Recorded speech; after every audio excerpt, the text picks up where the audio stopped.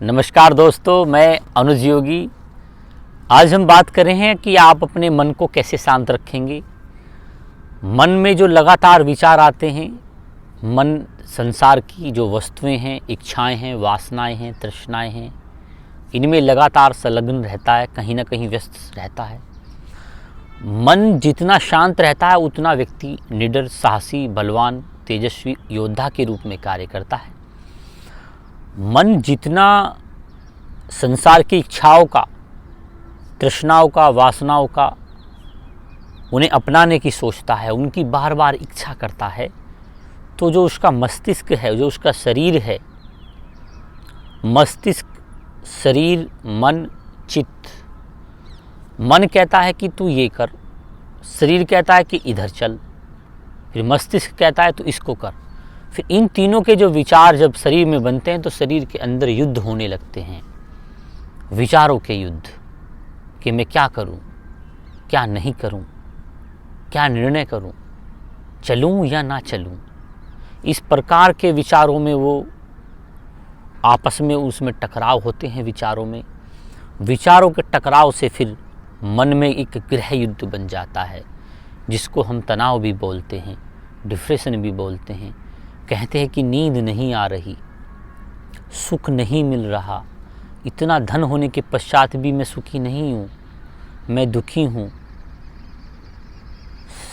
व्यक्ति ने अपने व्यक्तित्व को बढ़ाने के लिए इतने सारे उपाय खोजे हैं, उपाय बनाए हैं, कार्य संचालित किए हैं कि उनकी जो गतिविधियां हैं, जो उनकी वासनाएं और तृष्णाएं हैं, जो बार बार आपके वैचारिक दृष्टिकोण को घेरे रखती है और इस प्रकार से घेर लेती कि है कि वो मृत्यु तक इतने तनाव में आ जाते कि वो मृत्यु प्रयत्न तक भी नहीं छोड़ पाता व्यक्ति। मैं यह कर लूँ, मैं वो बना दूँ, मैं यह कर लूँ। व्यक्ति का संकल्प इस प्रकार का होना चाहिए जिससे समाज का कल्याण हो, अपना कल्याण हो, अपना आत्मिक उत्थान हो। आत्मिक उत्थान तो होने के बजाय बस वह संसार की आपाधापी में लगा रहता है। मैं एक भूखंड बना दूं, मैं एक भूखंड पे कब्जा कर लूं, मैं महल बना दूं, मैं इसके पश्चात इस प्रकार का कार्य करूंगा, मैं उस प्रकार का कार्य करूंगा। वह सभी कार्य उसके समाज के बढ़ावा देने के बजाय बस संसार के, समाज के शोषण करने पे उतारू रहते हैं। अगर आप सब निरंतर इन चीज़ों में उलझे रहते हैं तो कैसे हमारा भारत श्रेष्ठ भारत बनेगा, कैसे हम भारत के युग निर्माण में कार्य कर सकेंगे, किस प्रकार से हमारी आने वाली जो युवा पीढ़ी है, जो नस्ल हैं, जो वंशानुगत संकल्प है, वो किस प्रकार से अपने आप को समायोजित करके इस राष्ट्र का कल्याण करेंगे।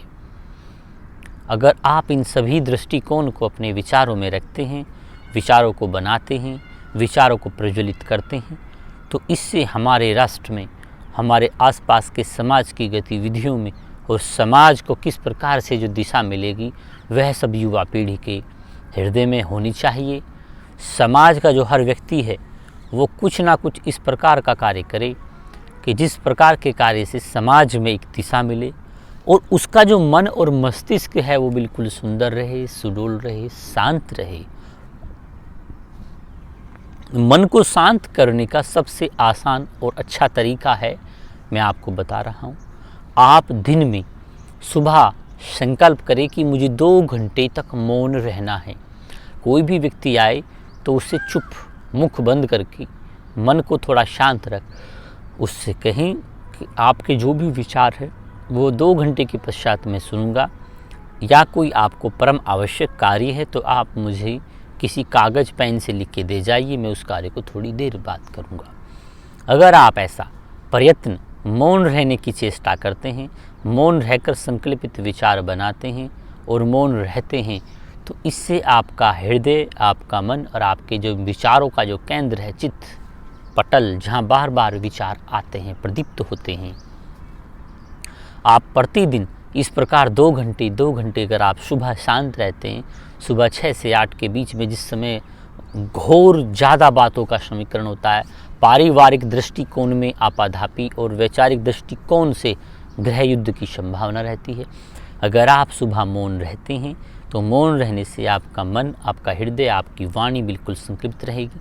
आप उसमें ध्यान भी कर सकते हैं, मौन रह के विचारों को केंद्रित कर सकते हैं। जब आप मौन रहेंगे तभी आपके हृदय में बहुत सुंदर सुंदर विचार आएंगे, जिन विचारों के कारण समाज का उत्थान होगा, आपका आत्मिक उत्थान भी होगा। व्यक्ति अगर आत्मिक उत्थान चाहता है, अगर व्यक्ति अपने आप से लड़ना चाहता है, अपने आप पर विजय पाना चाहता है, तो वो प्रतिदिन कम से कम 2 घंटे मौन, दिन में 2 घंटे मौन और शाम को ब्रह्म संध्या इस प्रकार से करे कि उसके मन अपने आप, उसके इंद्रियां, उसकी ज्ञानेंद्रियां, उसकी कामेनेंद्रियां, उसका मन, उसकी वासनाएं, उसकी तृष्णाएं सब शांत होने लगेगी। किसी ने कहा है कि कामी, क्रोधी, लालची इनसे भक्ति न होए, भक्ति करे कोई शूरमा, जाति वर्ण कुल खोए। तो हमें भक्ति करनी है तो इसमें सामाजिकताओं का जो समावेश है उससे दूर अपने मन को संसार के मध्य में उपस्थित रखकर बीच में रहकर ही आपको संत होना है। कामी, जिसके अंदर वासनाओं की ज़्यादा इच्छा है। क्रोधी, जिसके अंदर अहंकार की समाचेष्टा ज़्यादा है कि मेरे पास ये है, मैं ये हूँ, मैं इतने बड़े का खेती है। लालची, कि मुझे बार बार ये चीज़ चाहिए, चाहे इसमें मुझे चोरी ही क्यों ना करे। कामी, क्रोधी, लालची इनसे भक्ति ना होए, भक्ति करे कोई शूरमा। शूरमा का मतलब हिम्मत वाला व्यक्ति, वही कर सकता है जिसके विचारों के दृष्टिकोण में हिम्मत होगी। तो अगर आपको मौन रहना है और मौन रहने की चेष्टा अगर आप करती हैं तो मौन रहने से आपके जो बॉडी के आसपास का जो ओरो है वो ज़्यादा चमकने लगेगा, वो बनने लगेगा। और मौन रहने से आपका मन शांत हो जाएगा। मन लगातार कुछ ना कुछ सोचता है, मन लगातार कुछ ना कुछ चेष्टा करता है। तो उस चेष्टा को आप मुख को बंद कर, जीभ को बंद कर अपने आप मन को समझाइए, हे मन, हे मेरे भाई, तू प्रतिदिन मौन रहा कर, बिल्कुल शांत रहा कर, इधर उधर की बातों को व्यर्थ में मत चेष्टा करा कर। अगर आप इस प्रकार की चेष्टा करते हैं, इस प्रकार के विचार बनाते हैं, तो निसंदेह आपके मन को शांति मिलेगी। आप धैर्यवान व्यक्ति बनेंगे, आप चरित्रवान व्यक्ति बनेंगे। चरित्र के साथ साथ आप समाज का भी, अपना भी कल्याण कर सकेंगे। दूसरा, आपके अंदर क्या चीज़ ऐसी बनेगी अगर आप मौन रहते हैं। मौन रहने का फ़ायदा ये है कि आपके अंदर एक बहुत ही तेजस्वी शक्ति विद्यमान होकर बनने लगेगी। आप जिस चीज़ को बोल देंगे वो सत्य प्रमाणित होने लगेगा। प्रकृति जो ये है, माँ है, जो भगवान है, जो शक्ति है, जो ईश्वर है, वो आपके निकटता आने लगेगा। आप जन कल्याण की भावनाओं को सोचकर सभी कार्य को दिशा देंगे। आपके अंदर ऐसी शक्ति का विद्यमान होगा, बनने लगेगी या विद्यमान होने लगेगी कि आप जिन व्यक्तियों से बात करेंगे उन व्यक्तियों पे एक अलग प्रभाव पड़ने लगेगा, अट्रैक्शन पड़ने लगेगा और आप एक जादू ही चमत्कार जैसा आपको फील होने लगेगा।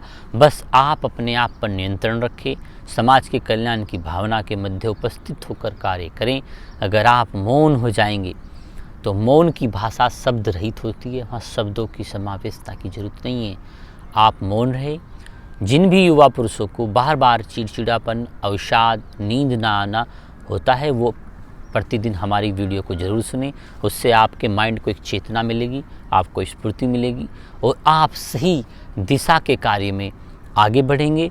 आप राष्ट्र का और अपने जीवन के उत्थान का, अपने कर्मों का सही संलग्न होकर कार्य करेंगे तो समाज का, प्रदेश का, देश का, राष्ट्र का, विश्व का कल्याण होगा। सर्वे भवन्तु सुखिनः, सर्वे सन्तु निरामयाः, सर्वे भद्राणि पश्यन्तु, मा कश्चित् दुःख भाग् भवेत्।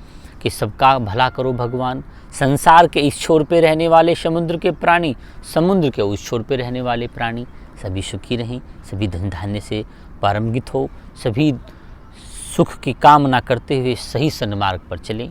यह जो विश्व कुटुंबों की भावना है, इसका उदय तभी होगा जब आप अपने आप को केंद्रित करेंगे, जब आप अपने आप को मौन रखेंगे, जब आप अपने आप को शांत रखेंगे। तो शांति की है वेदना, यह चेतना आपके हृदय में आग की तरह काम करती रहनी चाहिए। जितना आप अपने आप के लिए समय निकालेंगे उतने आप अपने आप को सिद्ध कर पाएंगे।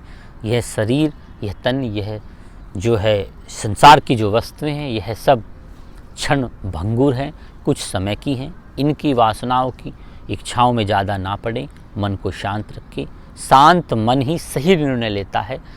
अगर आपको हमारी यह वीडियो अच्छी लगे तो आप हमारी वीडियो को ज़रूर फॉलो करें। आपने हमारा चैनल अगर फॉलो नहीं किया है तो चैनल को फॉलो करें।